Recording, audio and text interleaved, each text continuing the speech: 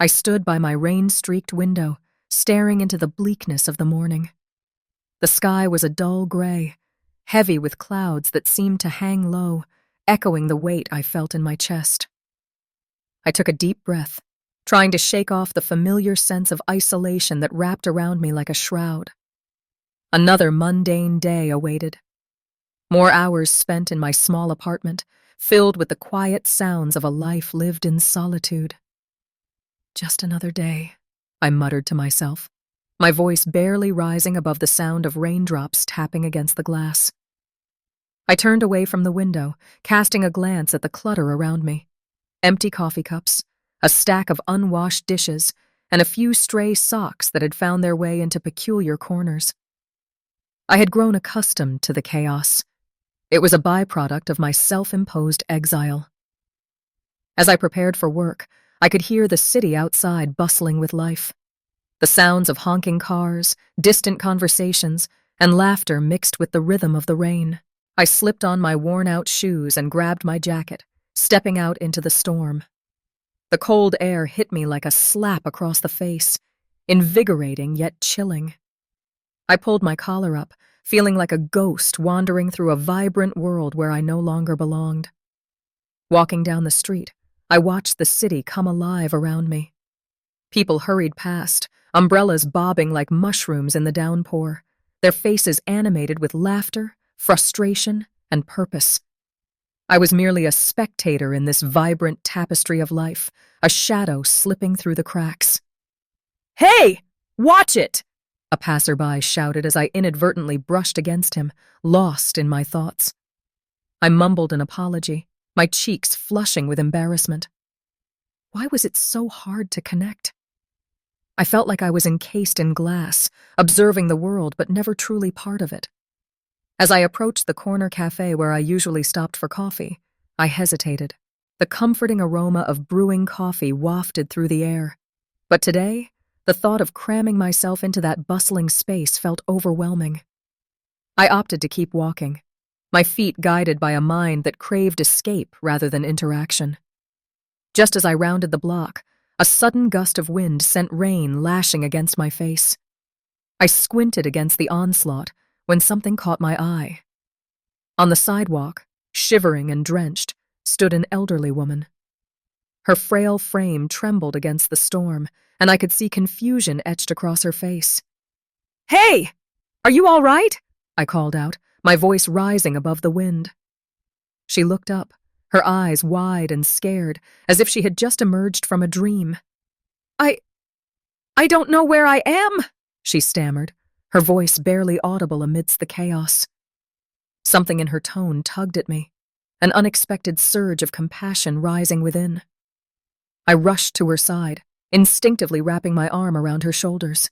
"Come on, let's get you out of this rain," I urged, leading her away from the sidewalk. "What's your name?" "Eleanor," she replied, her voice trembling as much as her hands. I felt a pang in my chest, the fragility of her situation weighing heavily on me. I couldn't just leave her here. "Eleanor, I'm Jake. Let's head to my place just a few blocks away," I said, glancing around at the downpour. It felt like a reckless decision, inviting a stranger into my home, but something about her vulnerability struck a chord deep within me. "Please, I just need to get warm," she replied, her eyes pleading. Without another thought, I took her hand, guiding her through the storm. Each step felt monumental, the rain drumming a frantic rhythm around us. As we reached my apartment building, I fumbled with the keys, my hands shaking from the cold and the unexpected weight of responsibility. Once inside, I ushered her into my modest living room, where the smell of dampness lingered. "Here, sit down. I'll get you a towel and some dry clothes," I said, moving quickly. "Thank you, Jake," she whispered, her voice thick with emotion. As I handed her a towel, I caught a glimpse of the woman she once was, the warmth in her eyes overshadowed by confusion. It struck me then that I was not just helping her. I was stepping into an unknown chapter of my own life, one that promised connection in a world that had felt so painfully solitary for far too long. As I ushered Eleanor into my small apartment, the The storm raged on outside, a cacophony of wind and rain that mirrored the turmoil I could see in her eyes.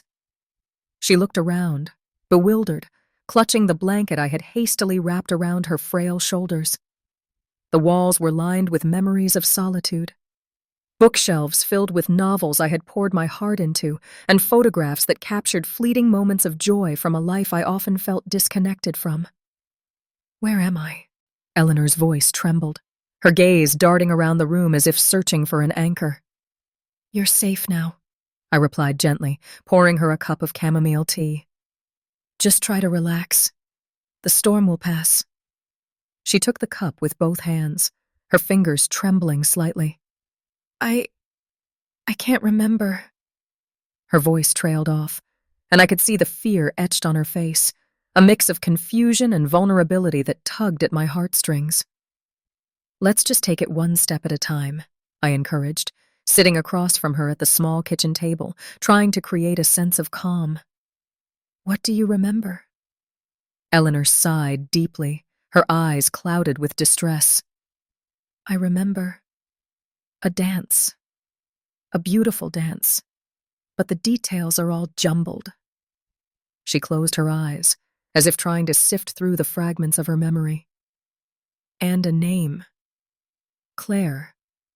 I think she's important." "Claire?" I echoed, my curiosity piqued. "Your daughter?" "Yes, my daughter!" she exclaimed, her voice rising with newfound clarity. "Where is she? I need to find her!" I nodded, feeling a surge of determination. "We will find her, I promise. But first, let's focus on something else. How about I make us dinner? I could use some help in the kitchen, and maybe you can tell me more about that dance." A flicker of recognition passed over her face, and for the first time since she arrived, a small smile crept onto her lips. "I used to love cooking. It was my passion," she said softly, almost as if she were trying to convince herself. "Then let's see what you can do," I replied, rising to my feet. I led her to the modest kitchen, the heart of my apartment where I spent far too many nights preparing sad meals for one. "What should we make?" Eleanor's eyes lit up as she scanned the ingredients in my pantry. "Let's make something comforting. How about a vegetable stew? It always brings warmth." I watched in awe as she moved with a grace I hadn't expected. She chopped vegetables with precision, her hands steady and sure. "You have a gift," I remarked, stirring the pot as she guided me on how to season it just right. "Oh, it's been a while," she said, her brow furrowing slightly. "But cooking was my way of expressing love. I used to cook for so many people. My family." As the aroma of the stew filled the apartment, I felt a strange sense of joy blooming within me. I had always thought of myself as an island, but here I was, sharing this moment with someone whose life was woven with threads of love and memory. Dinner was a simple affair, but Eleanor's laughter as she recounted tales from her past filled the room with warmth. "We would dance in the kitchen while the food was cooking," she reminisced, her eyes sparkling. "My husband used to twirl me around." "Sounds lovely," I said, captivated. "What kind of dance?" "Just a waltz," she replied wistfully, her voice softening. "He loved to hold me close, and we would lose ourselves in the music." As we finished our meal, I felt an unspoken connection forming between us. It was as if each story Eleanor shared was a brick laid in the foundation of a friendship we were building together. "Maybe we can find a way to bring back those memories," I suggested, my heart racing at the thought of helping her reclaim her past. "What if we try dancing?" Eleanor looked at me, her expression a mix of surprise and hope. "Dance? Now? Why not?" I grinned, standing up and offering my hand. "Let's dance right here, right now." With some hesitation, Eleanor took my hand, and I led her to the small space in the living room. I turned on some soft music, the notes weaving through the air like a gentle caress. As we began to move, I could feel the tension slowly melting away. Eleanor's eyes closed, and for a moment she seemed to forget her worries. "Oh, I remember this," she whispered, her feet moving more confidently. As we swayed together, it felt as if we were part of something larger, a moment that transcended time and space. "See? You still have it," I encouraged, watching her face light up with joy. "Yes," she laughed, a sound that filled my heart with warmth. "I can feel it coming back." In that fleeting moment, as we danced amidst the storm, I realized that I wasn't just helping Eleanor find her way back to her past. She was helping me discover the beauty of connection, a reminder that even in our darkest moments, we can find light in each other. Determined to uncover Eleanor's past, I spent the next few days rifling through her belongings, searching for any clues that might point me toward her family. The small apartment felt different now, almost alive with the memories we were trying to piece together. I found an old photo of Eleanor, her smile radiant, dressed in a beautiful gown with a partner, perhaps at a dance event. Her eyes sparkled with joy, a stark contrast to the lost woman I had met during the storm. "Eleanor," I spoke softly, holding the photo in front of her. "Do you remember this?" She squinted at the image, wrinkles deepening on her forehead. I think that was a long time ago. I can't quite place it." "Maybe it's a dance you attended?" I suggested, hoping to ignite a memory.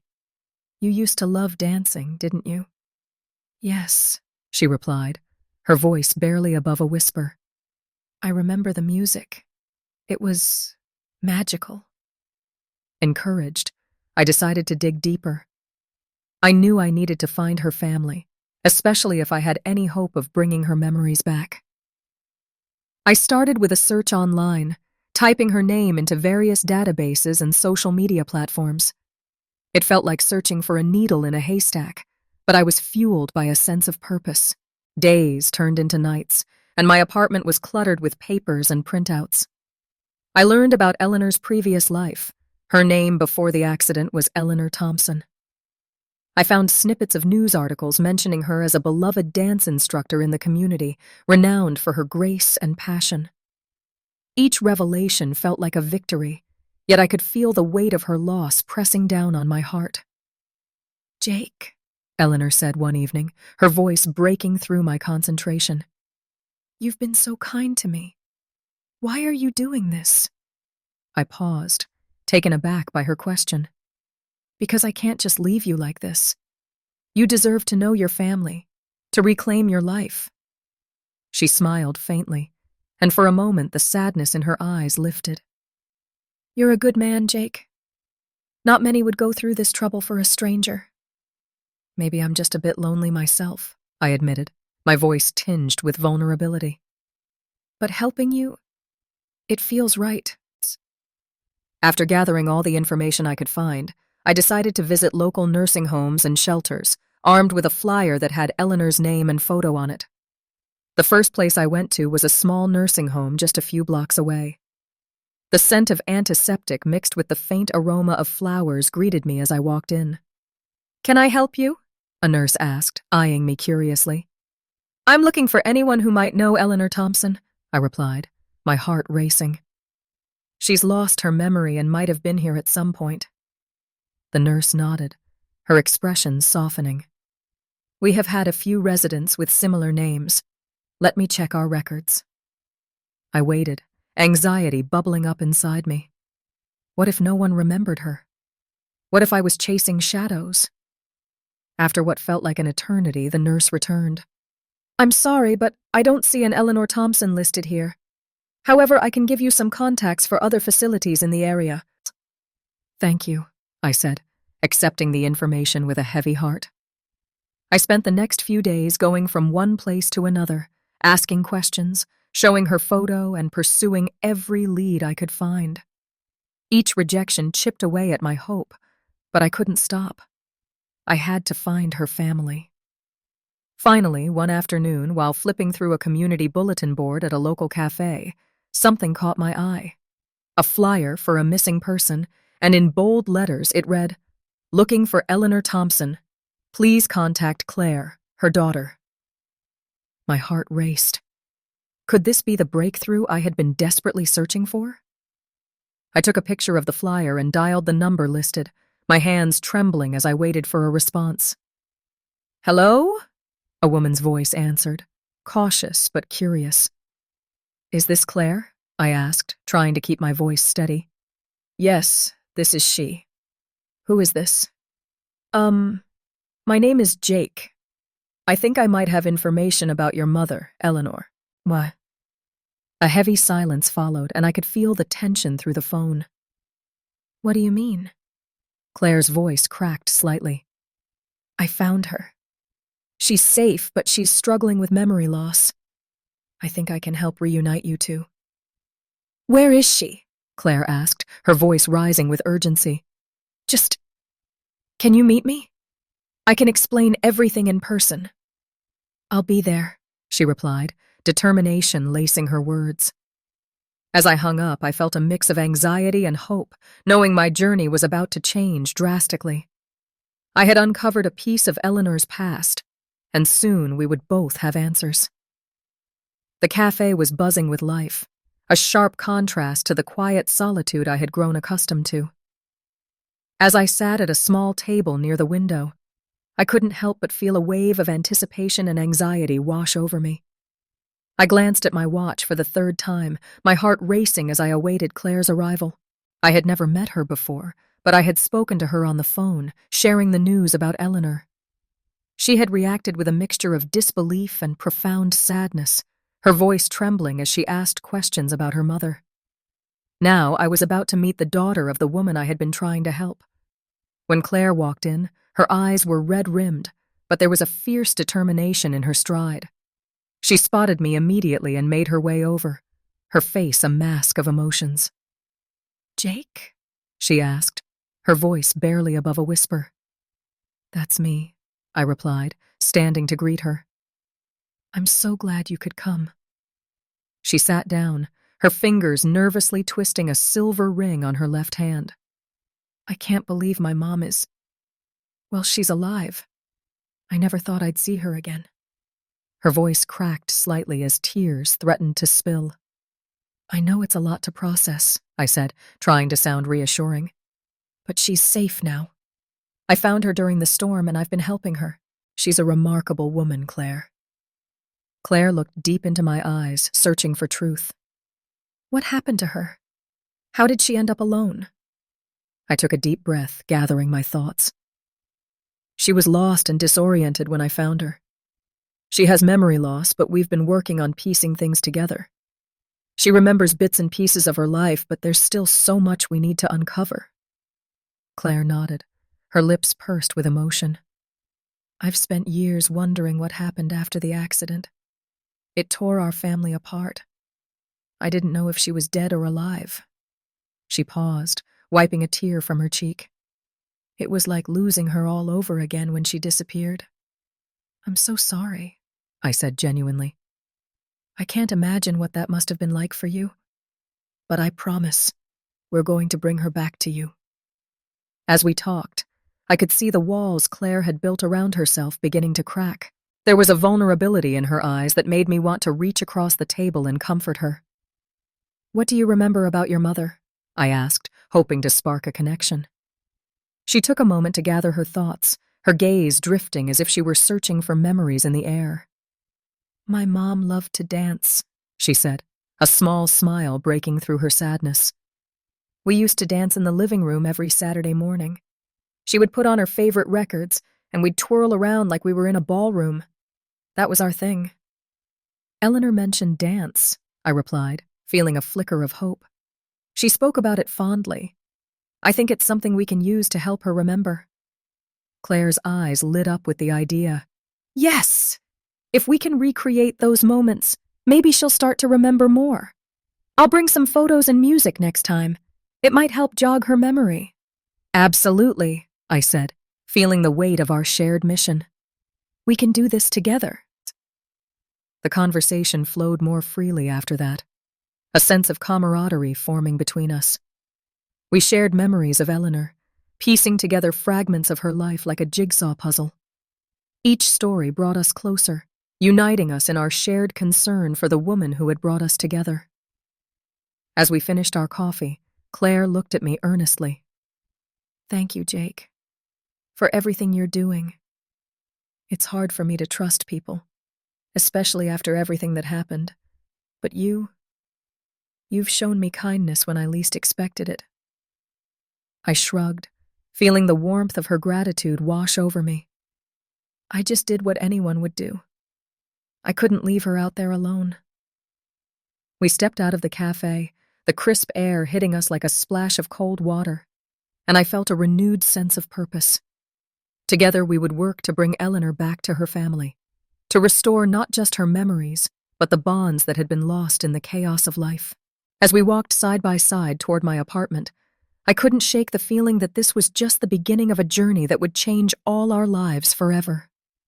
When we finally reached my apartment, I hesitated at the door. Are you ready? I asked, glancing at Claire, who took a deep breath, nodding resolutely. Yes, she replied, her voice steady. Let's bring her home. As I opened the door, I could already hear the soft sounds of Eleanor humming to herself inside, a melody that seemed to echo the hope we both felt. Days flowed by like the relentless rain that pounded against my apartment windows. Each day, Claire visited, her arms filled with family photos and trinkets from their past. I watched as she laid each item out on the table, her fingers trembling slightly, a mix of nostalgia and hope etched on her features. Look, Mom, she said softly one afternoon, holding up a photograph of a younger Eleanor, radiant and full of life at a dance recital. Do you remember this? Eleanor squinted at the photo, her expression shifting from confusion to something deeper. I think I remember the music, she murmured, her voice barely above a whisper. I could feel the tension in the air, a fragile thread of connection stretching between Eleanor and Claire. I leaned back against the counter, watching as Claire's eyes sparkled with encouragement. It was your favorite song, remember? You used to dance to it with me in the living room. Eleanor's brow furrowed, and for a moment I thought she would slip back into the fog of forgetfulness that had plagued her since I found her on that stormy day. But then, something flickered behind her eyes. The waltz? She said, her voice stronger now. Yes, the waltz! Claire's smile was radiant, and she jumped up from her chair. Let's do it! Come on, Mom, we can dance together! She held out her hand, and with a hesitant smile, Eleanor took it. They moved to the center of the small living room, and I felt a wave of warmth wash over me as I watched them begin to sway. It was a simple dance, but the joy radiating from them was anything but simple. I could see the shadows of Eleanor's past lifting, revealing glimpses of a life once vibrant and full of love. Just like that, Claire encouraged, her laughter filling the room as they took a few awkward steps. You still have it, Mom, just like old times. I couldn't help but smile, feeling a strange warmth in my chest. It was a moment of pure grace amidst the chaos that had enveloped our lives. The music in Eleanor's heart was beginning to play again, and I could see the flicker of recognition in her eyes deepening with each sway. Oh, Claire, she said, her voice thick with emotion. I've missed this. But as I stood there, a nagging feeling tugged at my mind. I had been doing my best to support them, but there was a shadow looming over our little reunion. Something was off about Richard, Claire's brother. The way he had reacted when I first mentioned Eleanor's whereabouts, the tension that seemed to thicken every time his name came up. It gnawed at me, distracting me from the beautiful scene unfolding in front of me. Later that evening, as Claire helped Eleanor settle down with a cup of tea, I found myself pacing the small kitchen. I needed to confront the underlying issues before they spiraled out of control. I pulled out my phone, considering whether to reach out to Richard or not. The thought of his reaction sent a shiver down my spine. Jake? Claire's voice pulled me from my thoughts, and I turned to see her watching me, a hint of concern in her eyes. Are you okay? Yeah, just thinking, I replied, forcing a smile. Everything seems to be going well, doesn't it? Eleanor is really responding to you. She nodded, her gaze drifting back to her mother. I can't believe how much she's remembering. It's like I'm getting my mom back. I wanted to share my concerns with Claire, but the words stuck in my throat. I couldn't ruin this moment for her. So instead, I said, let's just keep doing what we're doing. It's working. But deep down, I knew I had to dig deeper into Richard's past. The thought of his intentions, whatever they may be, left a bitter taste in my mouth. I glanced back at Eleanor and Claire, sharing giggles and warmth, and I felt an urgency swell within me. There was more to this family story, and I had to uncover it before it was too late. Time was running out, and I couldn't shake the feeling that Richard held secrets that could shatter this fragile reunion they were rebuilding. The tension hung in the air like the storm clouds that had once gathered outside. I stood face to face with Richard, Eleanor's estranged son, my heart racing as the reality of the situation sank in. The small, dimly lit room felt even smaller with the weight of his fury pressing down on us. You think you can just meddle in our lives? He spat, his voice dripping with contempt. You have no idea what you're getting into, kid. I took a deep breath, trying to maintain my composure. I know exactly what I'm doing, Richard. Eleanor deserves to be with her family, not hidden away for your own gain, I replied, my voice steady despite the storm brewing inside me. The confrontation had been inevitable. I had known it was coming ever since I started piecing together the fragments of Eleanor's life and the shadow cast by Richard's actions. He stepped closer, eyes blazing. You don't know anything about us. You think you can just walk in and play the hero? The condescension in his tone was infuriating. You don't know what we've been through. No, I don't, I said, my anger flaring. But I do know that your mother is suffering, and you've done nothing but turn your back on her. You're hiding her away, Richard. All for what? Money? Control? I saw a flicker of uncertainty in his eyes, a crack in his facade. Shut up, he shouted, but the tremor in his voice betrayed him. You don't understand what it's like to lose someone like that. It changes you, makes you do things you never thought you would. Then why not just be honest with her? Why not help her remember? I pressed, feeling the urgency of Eleanor's situation. She deserves more than this. More than you. The truth hung heavy between us, and for a brief moment I thought he might crumble under the weight of it. I can't lose her again, he finally confessed, his voice breaking. I thought if I kept her close, if I protected what's left of our family, I thought it would be enough. His bravado slipped away, revealing a man caught in the web of his own lies. I didn't want her to forget us completely. See?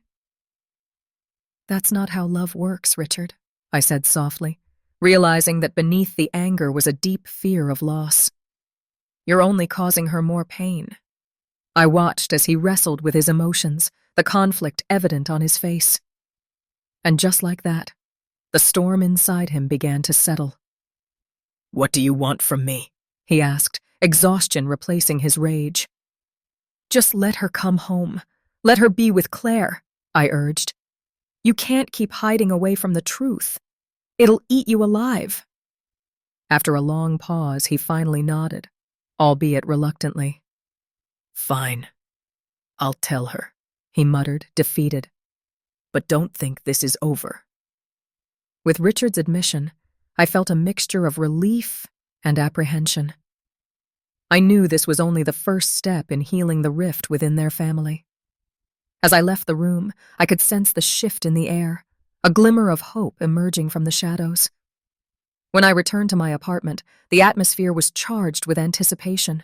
Claire stood by Eleanor's side, her eyes filled with determination. The moment Richard arrived, she turned to him, a brave smile gracing her lips. Mom, we're here for you. We love you, no matter what happens.